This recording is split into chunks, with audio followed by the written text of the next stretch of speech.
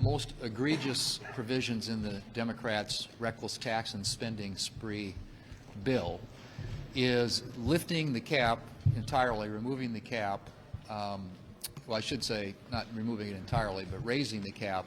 on state and local tax deduction because it benefits principally millionaires and billionaires in big, high-tax states at the expense of low-tax states like my state of South Dakota, where we don't have an income tax.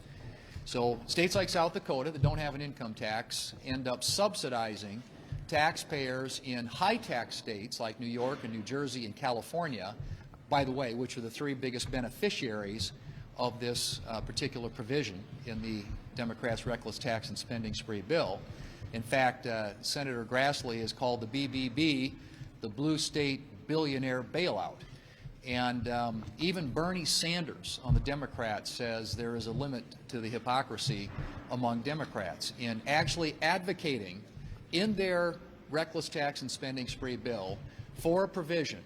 that literally provides a huge tax cut for millionaires and billionaires and very little benefit, if any, to middle-income taxpayers. In fact, 70% of the benefit of lifting the deduction, the cap on the deduction for state and local taxes would go to 5% of the taxpayers in this country, the top 5%, and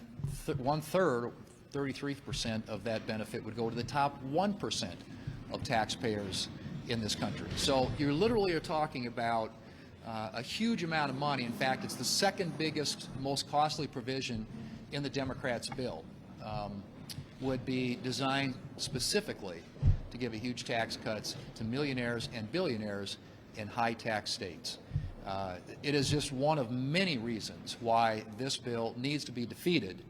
and I would certainly hope that Democrats would come to the conclusion